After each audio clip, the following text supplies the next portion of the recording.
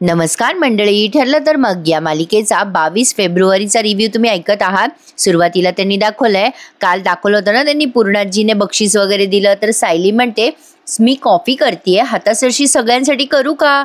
कल्पनाताई चिडून म्हणतात काही गरज नाहीये, तुझी कामं वेळेमध्ये आटप, ते स्वयंपाकघर आमच्या ताब्यात आलं की देईल विमल कॉफी करून। आता पूर्णाजी तिथेच बसल्यात खाली बरं का, हॉलमध्येच बसलेल्या असतात या तिघी जणी। तेवढ्यात अर्जुन येतो बाहेरून आणि म्हणतो हाय मम्मा, हाय पूर्णाजी, सगळं ठीक आहे ना घरामध्ये वातावरण? मग आता या दोघी काहीच बोलत नाहीत, पूर्णाजी आणि कल्पनाताई नुसतं अर्जुनकडे बघतात। मग सायली अर्जुनला खुणवते की सगळं व्यवस्थित आहे म्हणून, किचन मध्ये बघतो तो तिच्याकडे, तेव्हा अर्जुन म्हणतो दिसतंय तर खरी सगळं वातावरण ठीक आहे म्हणून। अर्जुन मग सायलीला म्हणतो मिसेस सायली वर येता का, जरा महत्वाचं बोलायचंय। सायली म्हणते कॉफी घेऊन आलेच हं, एवढंच बोलून अर्जुन बेडरूम मध्ये निघून जातो। पण सायली काय करते, अर्जुन गेल्यानंतर 2 कप कॉफी करते, 1 कप मुद्दाम पूर्णाजी समोर ठेवून देते जाता जाता, आणि तिच्या बेडरूम मध्ये जाण्यासाठी म्हणून त्या पायऱ्या चढते। तर आता पूर्णाजी ती कॉफी बघतात आणि खूप वेळ बघतात त्या कॉफीकडे, पण मग चिडतात आणि म्हणतात विमल ही कॉफी मला नकोय, माझ्यासाठी कॉफी कर आणि माझ्या खोलीत आणून दे। सायली ते सगळं बघत असते त्या जिन्यावर चढताना आणि तिथेच उभी असते ती, पण तिच्या लक्षात आलंय की पूर्णाजी काही तिच्या हातची कॉफी पिणार नाहीये। तिचे असे छोटे छोटे प्रयत्न चालू आहेत पूर्णाजीला मनवण्यासाठी। आजचा भाग त्यांनी छान दाखवलाय, अर्जुनने कसं कसं प्लॅनिंग केलंय त्या जोशी वकिलाला अडकवण्यासाठी, आणि प्रियाने अश्विनला अडकवण्यासाठी काय प्लॅनिंग केलंय ते पूर्ण दाखवलंय।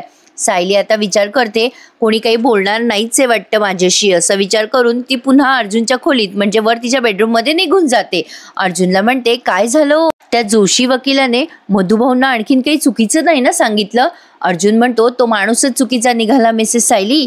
सायली म्हणते म्हणजे काय झालंय? अर्जुनने आता जे काही झालं ना ते सायलीला सांगितलंय, फक्त म्युझिक ऐकवलंय अशा वेळेला, म्हणजे काल जे काही झालं ना त्याने बघितलं महिपत सोबत या जोशी वकिलाला, ते सगळं काही अर्जुनने सायलीला कळवलंय। सायली म्हणते बाप रे, तो जोशी महिपतचा माणूस निघाला, मधुभाऊंची एवढी मोठी फसवणूक करतोय तो। अर्जुन म्हणतो तो जेव्हा स्वतःहून मधुभाऊंची केस घ्यायला आला ना तेव्हाच मला डाऊट आला होता, जोशी मधुभाऊंची केस घेऊन साक्षीला सोडवेल आणि मधुभाऊंनाच फाशी होईल असं बघेल तो। सायली म्हणते महिपतचा आणि जोशीचा हेतू काहीही असू देत, पण ते दोघे हे विसरतायत की तुम्ही मधुभाऊंच्या समोर ढाल बनून उभे आहात, पण ही खूपच भयानक माणसं आहे तो।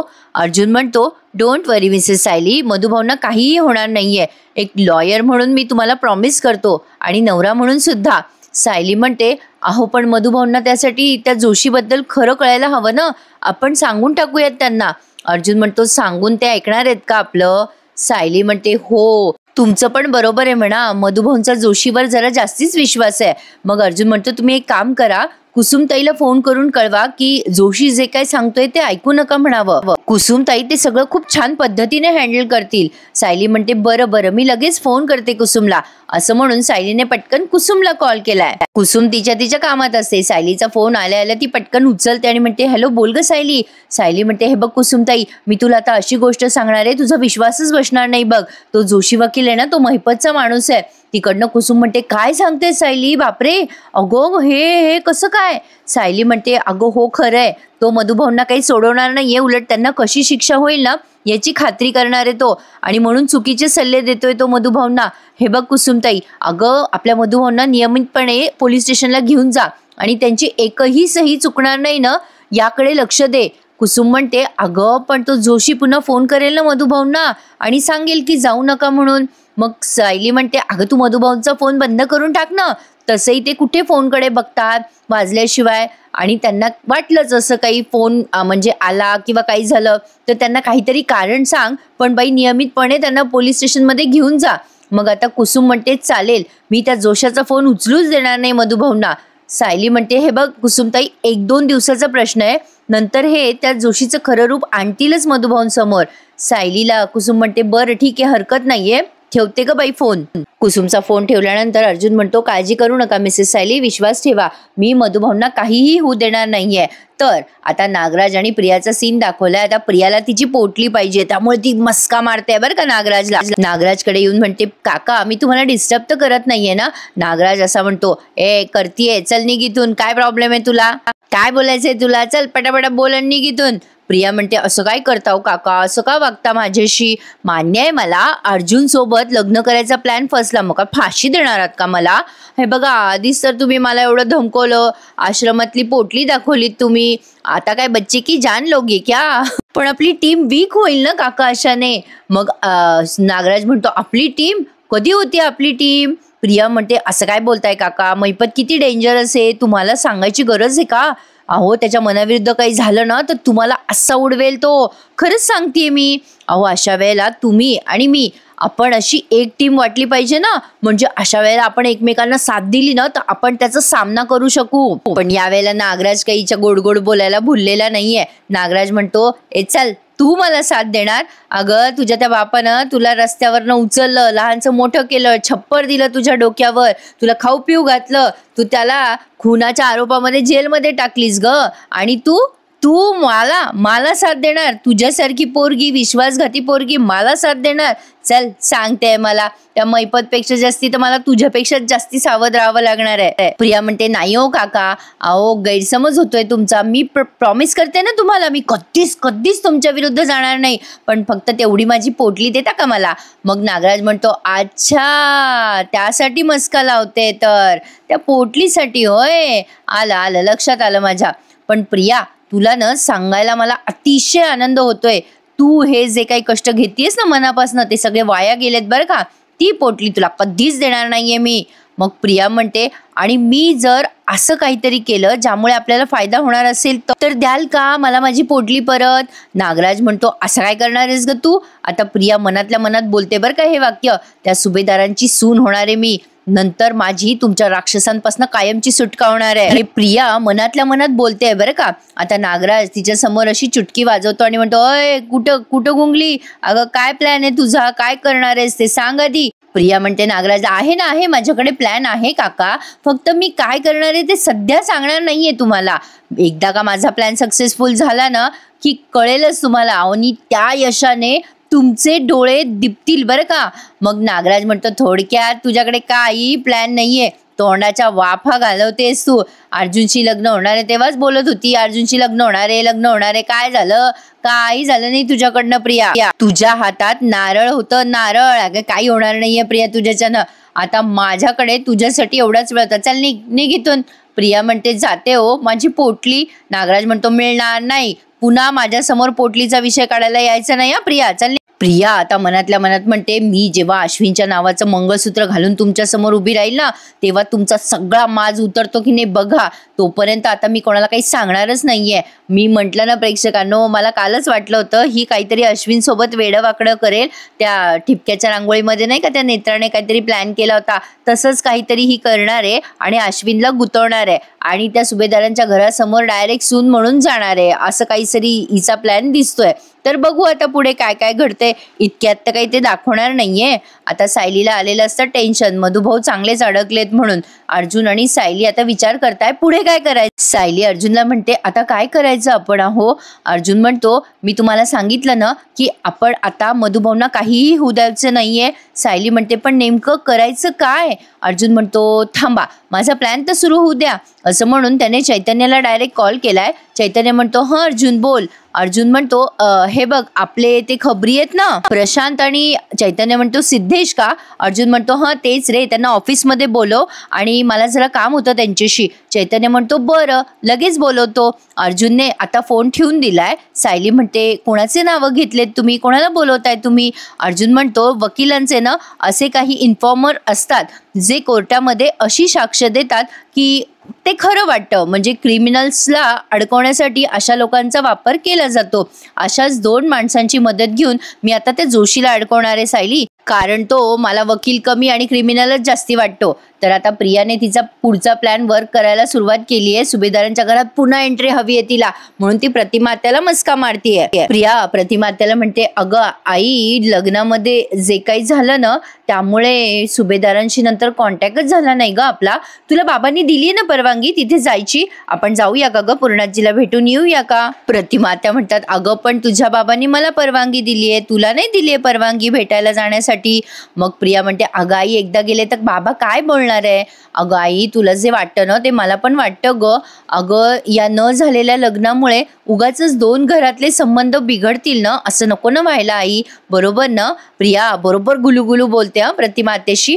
मग प्रतिमा आत्या म्हणतात ठीक आहे तुझं बरोबर आहे, पण आता त्या घरी सगळे माझ्यावर चिडले असतील, त्यांचा राग जरा शांत होऊ दे, मग बोलेल मी नीट त्यांच्याशी. आपण 2-3 दिवसानंतर जाऊयात. प्रिया म्हणते बापरे 2-3 दिवसांनी? मग प्रतिमा आत्या बघतच राहते तिच्याकडे. प्रिया म्हणते अगं मला असं म्हणायचंय की 2-3 दिवस कशाला थांबायचं आई, राग कमी व्हायच्या ऐवजी वाढला तर? अगं असं झालं तर तुलाच त्रास होईल की नाही आई, सांग बरं मला. आता प्रतिमा आत्या विचार करताय मनातल्या मनात, हिने मगाशी माझ्या अंगावर चिडून कप फेकून दिला आणि आता हिला माझी काळजी वाटते, काय चाललं असेल हिच्या मनात, ही अशी का वागते? आता प्रतिमा त्या जरा ऍक्टिव्हेट झाल्यात बरं का प्रेक्षकांनो, त्या मनातल्या मनात असं विचार करताय आणि त्या नक्की हिला ओळखणार आहेत. पुढच्या म्हणजे येणाऱ्या भागांमध्ये नक्की दाखवतील की प्रतिमा आत्याच प्रियाचं गौडबंगाल समोर आणतील. प्रिया म्हणते आई जाऊया न ग, खरंच काळजी वाटते ग मला त्यांची. मग प्रतिमा आत्या म्हणतात ठीक आहे जाऊयात, असं म्हणून त्या तिथून निघून जातात. प्रियाला वाटतंय की आता तिचा प्लॅन सक्सेसफुल होणार.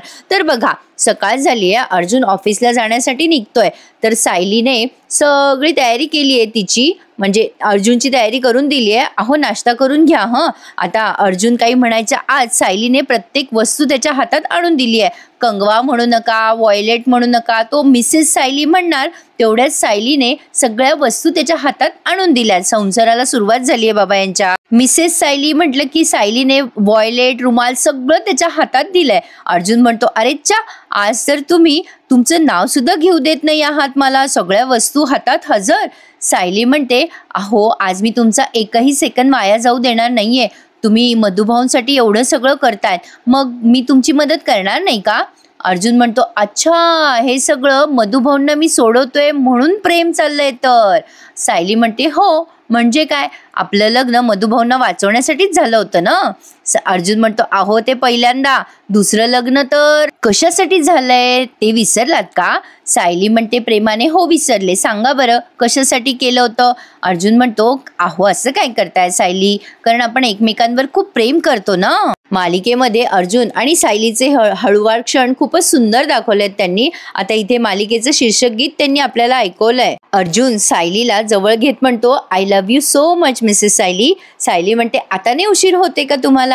अर्जुन म्हणतो नाही अजिबात नाही, असं म्हणून तो सायलीला मिठीत घेण्याचा प्रयत्न करतोय, तेव्हा सायली तिथून लांब पळते. अर्जुन म्हणतो हो का, असं आहे का? अर्जुन म्हणतो मला आता उशीर होतोय म्हणून, नाहीतर दाखवलं असतं तुला, संध्याकाळी दाखवतो तू, मग मी आहे आणि तुम्ही आहात, जस्ट यू अँड मी, असं म्हणून तो आता त्याची तयारी पूर्ण करायला लागलाय. तेव्हा सायली त्याच्या जवळ येऊन म्हणते अहो एक प्रश्न विचारू का, मला जरा टेन्शन आलंय हो. अर्जुन म्हणतो कसलं एवढं टेन्शन घेताय तुम्ही?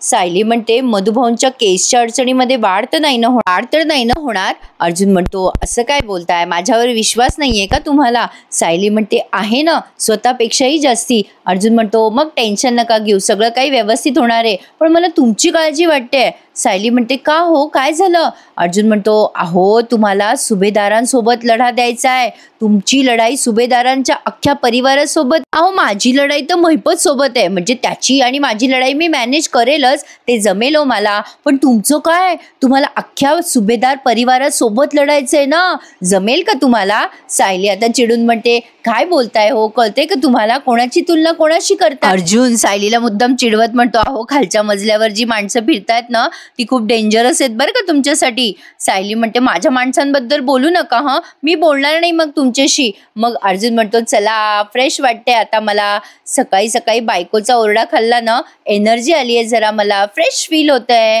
आणि पुन्हा एकदा रोमॅन्टिक होऊन म्हणतो आणखीन एनर्जी मिळेल का मला? नाही मिळाली असती थोडी एनर्जी तर पटकन गेलो असतो ना मी. सायली आता त्याला म्हणते एनर्जी हवी आहे का तुम्हाला, चला पटकन नाश्ता करा आणि लवकर निघा. अर्जुन म्हणतो बसाव मिसेस सायली माझ्या जवळ जरा वेळ. अर्जुनला सायली म्हणते असं काय करताय, स्वयंपाकघराची वेळ माहितीये ना तुम्हाला, वेळ टळली तर. अर्जुन म्हणतो बसाव जरा, टळू द्या वेळ टळली तर. आणि दोघेही जण प्रेमाने एकमेकांसोबत नाश्ता करताय. अर्जुन सायलीला भरवतोय आणि सायली अर्जुनला. दोघांचंही छान बॉन्डिंग दाखवलंय प्रेक्षकांनो. आता बघा पुढच्या सीन मध्ये. आणि ना इथे प्रेक्षकांनो खूप वेळ ठरलं तर मग या गाण्याचं शीर्षक गीत त्यांनी ऐकवलंय आपल्याला. आज 2दा-3दा ऐकायला मिळालंय बाबा गाणं. आणि हे गाणं ऐकत असताना अर्जुन आणि सायली एकमेकांसोबत नाश्ता करताय, एकमेकांना भरवताय, असा सीन त्यांनी दाखवलाय. खूप छान दाखवलाय आजचा भाग सुद्धा त्यांनी. जरा स्लो वाटला पण छान होता. लाईक करायला विसरू नका. आणि अजून ज्यांनी चॅनल नसेल सबस्क्राईब केले त्यांनी आवर्जून आपल्या चॅनलला सबस्क्राईब करायला विसरू नका. तर बघा आता कुसुम समोर मोठा टास्क आहे बिचारी समोर. मधुभाऊंना पोलीस स्टेशन मध्ये सही करायला न्यायचा. आता बघा कुसुम मधुभाऊंना म्हणते मधुभाऊ नाश्ता करून घेता का, आपण सही करायला जाऊ पोलीस स्टेशनला आणि येता येता भाजी पण आणू. आता मधुभाऊ म्हणतात ए बाई मला नाही यायचंय, भाजी आणायला तूच जा, माझे पाय अकडलेत आधीच. आता कुसुम म्हणते अहो मधुभाऊ असं काय करताय, सही तर करायला हवी ना पोलीस स्टेशन मध्ये जाऊन. मधुभाऊ म्हणतात अगं पण ते जोशी वकील म्हणाले ना कुसुम, रोजच्या रोज जायची गरज नाहीये सही करायला. मग कुसुम म्हणते अहो ते काल म्हणाले, आजची गोष्ट वेगळी आहे ना मधुभाऊ. मधुभाऊ म्हणतात अगं काल आणि आज काय फरक आहे. हे बघ मी एक काम करतो, मी फोन करतो त्यांना आणि विचारतो की जायचं की नाही आज म्हणून. कुसुम म्हणते अहो रोज रोज कशाला फोन करताय मधुभाऊ, कामात असतील ना ते जोशी वकील, गडबडीत असतात ते. किती वैतागल्यासारखे बोललेत ते, बघितलं का नाही का तुम्ही. मधुभाऊ मी काय म्हणते अहो पोलीस स्टेशनच्या निमित्ताने तुमचे पाय मोकळे होतील जरा, काय म्हणता. नाही म्हणजे घरात बसून बसून गुडघे आणि पाय दुखता ना तुमचे, फेरी मारल्याने जरा पाय मोकळे होतील हो, दुसरं काय. चला ना मधुभाऊ सही केली तर कुठे नुकसान होणार आहे. बापरे बिचारी कुसुम मस्त बोलते आता पुढे. मग म्हणते चला ना मधुभाऊ, अहो मला एकटीला बाहेर जायचा कंटाळा आलाय हो. मधुभाऊ जरा विचार करतात बरं का आता. आणि तेवढ्यात जोशी वकील मधुभाऊंचा फोन लावायचा प्रयत्नच करत असतो, पण मधुभाऊंचा फोन मुद्दाम कुसुमने स्विच ऑफ केलाय. जोशी सारखा सारखा फोन लावत असतो मधुभाऊंना, पण फोन त्याला स्विच ऑफ येतोय. आता तो वैतागतो आणि विचार करतो अरे देवा हा मधुकर पाटील गेला कुठे. हा जर पुन्हा आज पोलीस स्टेशनला सही करायला गेला ना तर तो मैपत मला सोडणार नाहीये, कुठे गेला असेल हा मधुकर पाटील, असं म्हणून सारखा मधुभाऊंना तो फोन करतोय. पण मधुभाऊंचा फोन स्विच ऑफ. कुसुम बारी हुशार आहे प्रेक्षकांना. आता ती काय बोलते बघा मधुभाऊंना. ती म्हणते मधुभाऊ अहो तो जोशी वकील आहे ना, तुमचं वय जास्ती आहे म्हणून सूट देतोय तुम्हाला, तो तुम्हाला म्हातारा समजतोय. मधुभाऊ मला खरं सांगा तुमचं वय काय एवढं जास्ती आहे का. मधुभाऊ आता लगेच खिसतात आणि म्हणतात नाही नाही मी अजूनही जाऊन रोज सही करू शकतो. कुसुम म्हणते म्हणजे काय अहो तरुणांना लाजवेल असा तुमचा उत्साह आहे मधुभाऊ, चला चला आपण पटकन जाऊन सही करून येऊया. मधुभाऊ अहो फेरी होईल आपली त्या निमित्ताने एक. मग मधुभाऊ म्हणतात चल चल काही हरकत नाहीये, म्हातारा म्हणतो काय मला, अरे दाखवतो त्याला, असं म्हणून मधुभाऊ पटकन चहा नाश्ता संपवतात आणि कुसुम कसले डॉक्युमेंट्स आणायला ते आतमध्ये जाते. मजा आली प्रेक्षकांना हा सीन बघताना. पण आता प्रिया बघा कशी खोटं बोलते रविराजांशी. रविराजांकडे येत म्हणते बाबा कामात आहात का. रविराज म्हणतात या या या, आता आणखीन काय चिडचिड करायची आमच्यावर. आता प्रिया म्हणते नाही हो बाबा असं काय बोलता हो मला, अहो मी खरंच सॉरी म्हणायला आले, आईशी मी असं वेडवाकडं बोलायला नको होतं, माझं चुकलं हो बाबा, पण मी काय करू, माझी मनस्थिती जरा विचित्र झाली हो बाबा, मला ना माझा राग कंट्रोलच करता येत नाही बघा. रविराज म्हणतात ए बेटा हे बघ मला कळतंय सगळं, मी समजू शकतो, तुझ्या ऐवजी दुसरी कुठलीही मुलगी असती ना तरी तिची अशी म्हणजे कटकट झालीच असती, पण तू यातनं ना लवकरात लवकर बाहेर यायला हवं ग तन्वी, म्हणजे तू अशी चिडचिड नको करत जाऊ बेटा. मग लगेच तन्वी म्हणते हो बाबा मला पण असंच वाटतंय, मी आता असं ठरवलंय ना की जे काही झालंय ते सगळं विसरायचं आणि नव्याने सुरुवात करायची. म्हणजे बाबा आमच्या कॉलेजमध्ये ना हुशार विद्यार्थ्यांसाठी इंटर्नशिप ऑफर झाल्यात, मला पण आली आहे ऑफर, मोठ्या डिझायनरच्या बुटीकमध्ये मला काम करायची संधी चालून आली आहे. रविराजला वाटतं बाई काय खरं बोलते आपली पोरगी. मग प्रिया म्हणते बाबा मी तिथे काम करू का, म्हणजे मला एवढे पैसे मिळणार नाही पण मन रमवण्यासाठी काम करू का. मग लगेच रविराज म्हणतात कर ना बेटा, काम करायला काय हरकत आहे, अगं अनुभवापेक्षा मोठा गुरु नाही. रविराज बिचारे किती विश्वास ठेवतात प्रेक्षकांना हिच्यावर. प्रिया म्हणते बाबा मला ना रोज जावं लागेल तिथे काम करायला, पण मी त्यांना सांगितलंय तिथे की माझ्या वडिलांनी परवानगी दिली तरच मी इथे येईल काम करायला. रविराज म्हणतात, बेटा मी कशाला परवानगी नाकारू तुला, अगं तू जेवढी जास्ती बाहेर रमशील, जितक्या जास्ती लोकांना भेटशील तितकं चांगलंच आहे की माझ्यासाठी. प्रिया आता त्यांचा हात हातात घेऊन म्हणते, बाबा बाबा थँक्यू सो मच. मी लगेच त्यांना फोन करून सांगते की मी ही ऑफर स्वीकारली आहे. बरं कुठं काम करणार आहे, काय काम करणार आहे, काय विचारलं नाही बरं का या बापानं. लगेच हा कर बाई काम, लगेच थँक्यू. रविराज प्रिया गेल्यानंतर विचार करतात, ही जास्ती बाहेर जेवढी रमली ना तेवढीच त्या अर्जुनला विसरेल. आता या बिचाऱ्यांना काय माहिती ही काय आगाऊपणा करणार आहे, पण त्यांनी थोडं तिच्याकडे लक्ष द्यायला पाहिजे प्रेक्षकांना. एवढं गाफील राहू नये, यांना माहिती ती पोरगी कशी आहे. असो, पण आता अर्जुनने त्याचे खबरी बोलवलेत आणि त्यांना प्लॅन समजून सांगितलाय की जोशी वकिलाला तुम्ही एका प्लॅन मध्ये किंवा कुठल्या हॉटेलमध्ये न्या आणि हे बघा प्रशांत आणि जोशी जिथे म्हणजे ज्या हॉटेलमध्ये बसतील ना त्याच हॉटेलच्या एक्झॅक्टली मागे मी आणि सिद्धेश आम्ही दोघं जण बसू आणि आम्ही मुद्दाम तिथे डिस्कशन करू की मला माझी इल्लीगल प्रॉपर्टी विकायची आहे. जोशीला आमचं डिस्कशन ऐकू गेलं पाहिजे. मग आता ते विचारतात ते खबरी अर्जुनला, अहो सर तुम्ही बेकायदेशीर प्रॉपर्टी घेताय, या गोष्टीवर त्या जोशीचा विश्वासच बसणार नाही, तुम्ही खूप प्रामाणिक वकील आहात. अर्जुन म्हणतो, गुड क्वेश्चन. ते कसं त्याला पटवून द्यायचं ते तुम्ही माझ्यावर सोडा, ते मी बघेल कसं करायचं, ते मी सगळं हँडल कर. या बेकायदेशीर प्रॉपर्टीमध्ये या जोशीला कसं अडकवायचं ना ते मी बरोबर ओळखतो, तुम्ही त्याचं टेन्शन घेऊ नका. मग चैतन्य म्हणतो, कळलं ना तुम्हाला काय प्लॅन आहे नेमका. मग ते दोन्ही खबरी म्हणतात, हो सर कळलंय. अर्जुन म्हणतो, काही डाऊट नाही ना. ते म्हणतात, नाही. दोन्हीही खबरी म्हणतात, डोंट वरी सर, आम्ही अगदी व्यवस्थित प्लॅन एक्झिक्यूट करू. मग आता ते दोघे तिथून निघून जातात. मग चैतन्य म्हणतो, अर्जुन कसला भारी प्लॅन रचलायस रे तू. त्या जोशीला बरोबर वाटेल की तू तुझी इल्लीगल प्रॉपर्टी विकतोय आणि तो त्या मैपतला जाऊन सांग. दोघेही जण बरोबर एकमेकांना भेटतील. अर्जुन म्हणतो, म्हणजे काय, भेटायलाच पाहिजे. त्या दोघांनी भेटल्यानंतर आपल्याला पुढचा प्लॅन एक्झिक्यूट करायचा आहे. चैतन्य, जोशी आणि मैपत दोघं जण एकत्र दिसतील तेव्हाच मधुभाऊंना विश्वास बसेल की हा जोशी मैपतचा माणूस आहे आणि मधुभाऊ ही केस मग माझ्याकडे देतील. एवढं करावं लागतंय मधुभाऊंना पटवण्यासाठी प्रेक्षकांना. आता जावई झाला ना हा मधुभाऊंचा, मग न पटण्यासारखं काय येतात. असो, पण आता अर्जुन म्हणतोय, बघ आता कसा अडकवतो त्या जोशाला. आता लगेच त्यांनी प्लॅन एक्झिक्यूट केलाय. जोशी आणि तो जो अर्जुनचा खबरी आहे प्रशांत म्हणून, तो जोशीशी बोलतोय आणि जोशीला एक केस देतोय. तो एक बनावट केस त्यांनी उभी केली आहे जोशी समोर. जोशीला म्हणतो, अहो माझा भाऊ आहे ना तो खूप त्रास देतो मला, म्हणजे माझी वडिलोपार्जित इस्टेट आहे, माझा अधिकार आहे त्यावर, त्याचा नाहीये हो. पण मी सांगितलंय माझ्या भावाला मी केस करेल तुझ्यावर. अहो वकील साहेब काही पण करा पण मला न्याय मिळून द्या हो. मग जोशी म्हणतो, अहो देईल की तुम्हाला न्याय मिळून, कशाला काळजी करताय, वडिलोपार्जितच आहे ना जमीन तुमची. मग तो माणूस म्हणतो, हो वडिलोपार्जितच आहे. मग लगेच तेवढ्यात तिथून अर्जुन आलाय बरं का मागे आणि बरोबर एक्झॅक्टली जोशीच्या मागे बसलाय. प्रेक्षकांना तुम्हाला कळतोय ना नेमकं काय प्लॅन आहे, पुढे बघा काय झालंय. तर आता अर्जुन मुद्दाम त्या माणसाशी मोठ्याने बोलतो, म्हणजे त्याचाच खबरी आहे सोबत. आता अर्जुन त्याला म्हणतो की आपल्याला ना आपली प्रॉपर्टी विकायची आहे बघा. मग तो त्याचा माणूस म्हणतो, पण सर तुमची तर प्रॉपर्टी बेकायदेशीर आहे. मग अर्जुन म्हणतो, हो आहे जरा इल्लीगल. आता जोशीचं लक्ष गेलंय बरं का अर्जुनकडे. आता अर्जुन म्हणतो, अरे आहे बाबा इल्लीगल पण मोठी प्रॉपर्टी आहे, एवढी मोठी आहे की तिथे एखादं हॉटेल किंवा रिसॉर्ट तयार होऊ शकतं. मग आता तो माणूस म्हणतो, मग काय करायचं सर. अर्जुन म्हणतो, तुम्ही एखादा चांगला कस्टमर आणा हो, तुम्हाला मी चांगली किंमत देईल त्याची. मग आता तो माणूस म्हणतो, प्रॉफिट आहे पण इल्लीगल आहे त्याचं काय करायचं. अर्जुन म्हणतो, अहो नका टेन्शन घेऊ, ते सगळं मॅनेज करू आपण, वकील आहे हो मी, ॲडव्होकेट आहे. ॲडव्होकेट अर्जुन सुभेदार म्हणतात मला. आता लगेच जोशीचे डोळे चमकले बरं का. अर्जुन पुढे म्हणतो, अहो बनवून टाकू खोटे पेपर, कशाला टेन्शन घेताय, तुम्ही कस्टमर आणा फक्त, झालं. मग लगेच आता तो माणूस म्हणतो, त्याचा खबरी माझ्यावर सोडून द्या सर, काम मी बरोबर करेल. जोशीला आता कळलंय की अर्जुन त्याची इल्लीगल प्रॉपर्टी विकतोय.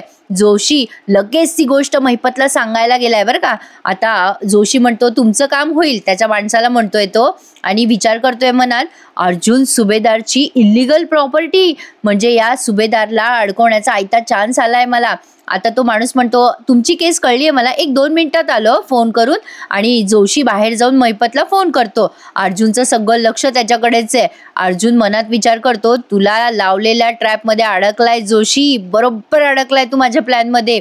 जोशी महिपतला म्हणतो, हॅलो महिपत साहेब, अहो एक धमाकेदार बातमी कळली आहे. आता महिपत म्हणतो, तुझी धमाकेदार बातमी किती मोठी असणार आहे जोशा, बोल पटकन बोल. मग आता जोशी म्हणतो, अहो अर्जुन सुभेदारची एक इल्लीगल प्रॉपर्टी आहे महिपत साहेब, हॉटेल किंवा रिसॉर्ट बांधता येईल एवढी मोठी प्रॉपर्टी आहे आणि तो आता ती प्रॉपर्टी विकतोय आणि खोट्या पेपरमध्ये ते सगळं मॅनेज करतोय, तो बनावट कागद तयार करतोय म्हणे. आता महिपत म्हणतो, जोशा तुला कोणी सांगितलं, कळलं कसं तुला ते सांग. जोशी म्हणतो, मी तुम्हाला सगळं सांगतो नंतर, पण हे बघा ही बातमी धमाकेदार आहे आणि ही बातमी जर बाहेर कळली तर त्या सुभेदारचं लायसन्स कॅन्सल होऊ शकतं. मग आता महिपत म्हणतो, जोशा सगळं लक्षात येतंय मला, तू जिथे आहेस तिथला पत्ता पाठव, मी ताबडतोब येतो तिथे. जोशी म्हणतो, हो लगेच पाठवतो. असं म्हणून जोशीने त्याला पत्ता पाठवलाय महिपतला. मग अर्जुन त्याच्या खबऱ्यांना सांगतोय, आता इथे महिपत येईल, आपण लगेच पुढच्या कामाला लागूयात. आणि त्या दोघांना प्लॅन सांगितलाय की तुम्ही लक्षात ठेवा सगळं काय करायचंय काय नाही. आता लगेच अर्जुन तिथे खाली बसला बरं का, आणि त्या माणसाला लगेच बोलायला लागतो, मला फोन करा तुम्ही, कस्टमर मॅनेज करा, जोशी आलाय ना तिथे. आता जोशी बारीक लक्ष ठेवून आहे अर्जुनवर आणि अर्जुन जोशीवर. मजा आली प्रेक्षकांनो, प्लॅन छान केलाय त्यांनी, पण आता तो उद्या एक्झिक्यूट होणार आहे कारण हा भाग त्यांनी संपवलाय. आता महिपत जोशीने दिलेल्या पत्त्यावर येतो आणि अर्जुनने तिथे ऑलरेडी कॅमेरे सेट केलेले आहेत, त्यामुळे महिपत आणि या जोशीचं पूर्ण बोलणं त्या रेकॉर्डिंगमध्ये सगळं दिसतंय आणि ती रेकॉर्डिंग मधुभाऊंना दाखवण्यात येते, जेणेकरून मधुभाऊ त्यांची केस अर्जुनला देतील. येणाऱ्या भागांमध्ये अर्जुन आता कोर्टामध्ये धमाका करणार आहे हे मात्र खरं आहे प्रेक्षकांनो. आजचा शेवटचा सीन सांगायला जरा कॉम्प्लिकेटेडच गेला मला. असो तर आजचा भाग काहीसा असा होता, कसा वाटला नक्की कमेंट करून कळवा आणि भेटूयात आता पुढच्या भागामध्ये. तोपर्यंत प्लीज चॅनलला सबस्क्राईब करायला विसरू नका प्रेक्षकांनो. धन्यवाद.